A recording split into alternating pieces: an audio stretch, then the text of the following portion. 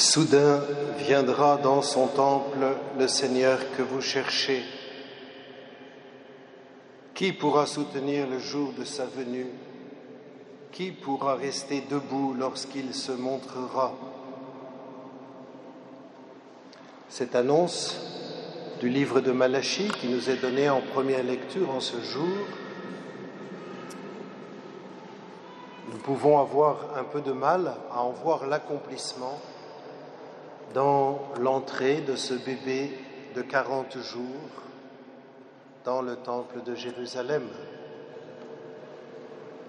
Il passe complètement inaperçu, à part Siméon et Anne, personne ne le remarque, personne ne voit en lui le Seigneur, personne ne voit en lui l'accomplissement du prophète Malachie. Et cependant, cette consécration du premier-né, tel que nous l'avons entendu, tout premier-né de sexe masculin sera consacré au Seigneur. Cette consécration de Jésus va trouver la plénitude de son accomplissement d'abord dans le baptême au Jourdain, où Jésus se donne librement pour prendre la tête du peuple des pécheurs, mais surtout par sa passion et par sa croix, où Jésus va accomplir pleinement cette consécration à Dieu, cette offrande de toute sa vie à Dieu. Et la lettre aux Hébreux nous montre largement comment, par son offrande sur la croix, Jésus entre dans le véritable temple non fait de main d'homme qu'est le ciel. Qui pourra tenir debout lorsqu'il se montrera? La Vierge Marie, debout au pied de la croix.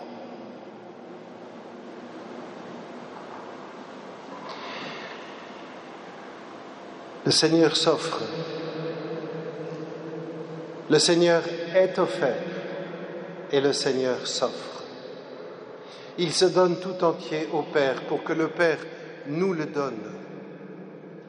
Nous le donne dans l'incarnation et nous le redonne dans la résurrection comme don de miséricorde, comme don de pardon pour tous nos péchés qui ont conduit à la croix.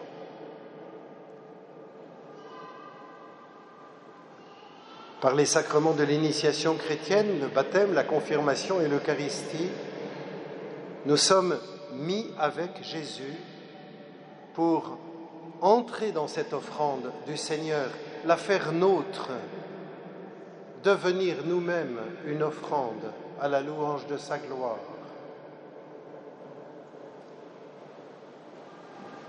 Au numéro 10 du grand texte sur l'Église du Concile Vatican II, Lumen Gentium, l'Église nous fait entendre ceci. Le Christ Seigneur, grand prêtre d'entre les hommes, a fait du peuple nouveau un royaume des prêtres pour son Dieu et Père. Les baptisés, en effet, par la régénération et l'onction du Saint-Esprit, sont consacrés pour être une demeure spirituelle et un sacerdoce saint, pour offrir par toutes les activités du chrétien autant de sacrifices spirituels et proclamer les merveilles de celui qui, des ténèbres, les a appelés à son admirable lumière. C'est pourquoi tous les disciples du Christ, persévérant dans la prière et la louange de Dieu, doivent s'offrir en victime vivante, sainte, agréable à Dieu, porter témoignage du Christ sur toute la surface de la terre et rendre raison sur toute requête de l'espérance qui est en eux d'une vie éternelle. Oui, nous sommes consacrés à Dieu par le Fils dans l'Esprit. Et pour nous rappeler à tous que les baptisés sont consacrés à Dieu, pour manifester au monde que la vocation de l'homme, c'est de se donner tout entier à Dieu par amour.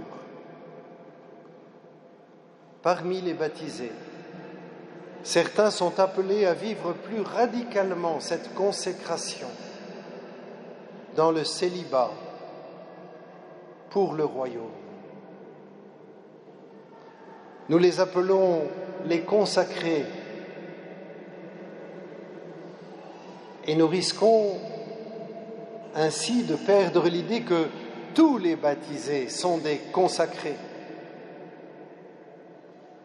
et que ceux qui, dans l'Église, dans le célibat pour le royaume, cherchent à vivre davantage les conseils évangéliques de pauvreté, de chasteté et d'obéissance, ils ne sont pas consacrés alors que les autres ne le sont pas. Ils vivent cette consécration de manière plus radicale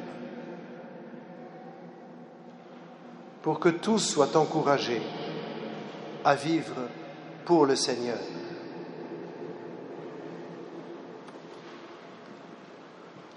Nous savons bien comment Sainte Thérèse contemple sans cesse ce mystère de l'incarnation du Fils de Dieu, ce mystère de Dieu fait homme. On ne peut pas citer un passage particulier parce que c'est dans tous ses écrits que cela transparaît. Elle ne cesse de contempler Jésus en son humanité et en ce sens, elle est bien une fils de la Madre, de la grande Thérèse, Sainte Thérèse d'Avila, pour qui il est fondamental de contempler le Christ dans son incarnation, de contempler l'humanité de Jésus, parce que c'est dans cette humanité que le Seigneur se révèle. Et c'est pour cela que les évangiles nous donnent à voir Jésus, pas seulement à l'écouter, mais à le regarder, se déplacer, dormir, manger, agir, toucher des personnes, prendre les enfants dans ses bras, etc., etc. L'Évangile nous montre aussi Jésus dans sa passion, très concret, sur la croix. Et il nous le montre aussi dans sa résurrection, tel que les témoins nous le rapportent. Oui, frères et sœurs, Dieu s'est fait homme pour que l'homme se laisse, par ce Dieu fait homme, diviniser. Notre vocation, elle est de retrouver l'image et ressemblance. Notre vocation, c'est de vivre de la vie même de Dieu.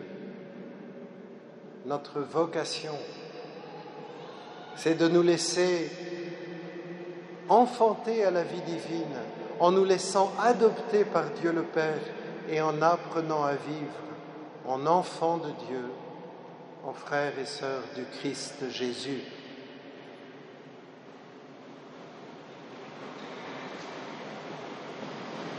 Apprendre à vivre en enfant de Dieu, c'est apprendre à imiter le Christ. Entrer dans sa suite pour reproduire en nous tout son mystère, dans notre génie propre, dans notre singularité. Ce n'est pas une imitation de singerie, c'est une imitation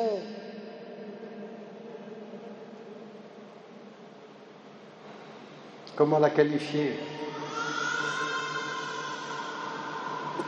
une imitation d'adhésion, une imitation amoureuse, où je cherche à aimer comme il nous a aimés, puisque c'est cela son commandement nouveau.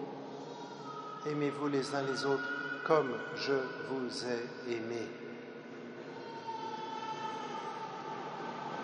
C'est en nous laissant aimer par le Christ, en particulier dans les sacrements de l'Église, et très particulièrement dans le sacrement de pénitence et de réconciliation. C'est en nous laissant aimer par le Christ que nous apprenons à mieux aimer nos frères. Mais c'est aussi en cherchant à aimer nos frères comme nous pensons que Jésus les aime, que nous comprenons comment il nous aime. L'offrande de notre vie, c'est d'apprendre à renoncer à notre petit moi égoïste pour nous faire les serviteurs de Dieu et de nos frères dans les actes concrets de notre existence. La célébration de l'Eucharistie est une école du don de nous-mêmes, et plus qu'une école, elle est un apprentissage du don de nous-mêmes. Elle est même un don de grâce pour que nous recevions la capacité de toujours mieux nous offrir par Jésus, avec lui et en lui. Et un des moments de la célébration eucharistique qu'il me semble important de vivre plus profondément, c'est le moment de l'offertoire. Le geste de l'offertoire où nous apportons le pain et le vin, fruits de la terre et du travail des hommes. Ce geste de l'offertoire représente l'offrande de toutes nos vies au Christ. En posant le pain et le vin sur l'autel qui représente le Christ, tout à l'heure je l'ai embrassé, je l'ai encensé, il est honoré de la lumière.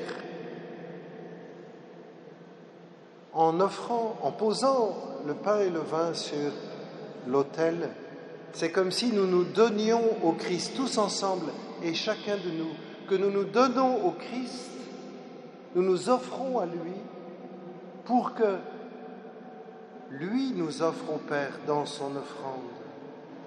Nous apprenons de Christ à nous offrir au Père. Dans la grande prière eucharistique, nous présentons au Père l'unique offrande qui nous sauve, celle de Jésus, qui est comme ramassée dans les gestes du jeudi saint. Ceci est mon corps livré pour vous, ceci est mon sang versé pour vous. Et nous demandons au Père la grâce de nous faire entrer dans l'offrande de Jésus. Et la réponse du Père, c'est de nous donner Jésus en nourriture pour que par lui, avec lui et en lui, dans tout le reste de notre semaine, nous nous offrions au Père dans l'amour très concret pour Dieu, dans la prière entre autres, et pour nos frères dans le service quotidien. La célébration eucharistique est une école de l'offrande de nous-mêmes. C'est pour cela que, depuis les origines, les chrétiens se rassemblent chaque premier jour de la semaine, le dimanche, le jour du Seigneur, pour sans cesse revenir à cette offrande du Christ et demander la grâce d'y entrer toujours davantage, afin que le Christ nous rende de plus en plus semblables à lui, afin que nous accomplissions le dessein de Dieu qui nous a appelés à la vie pour contempler en nous son Fils. Amen.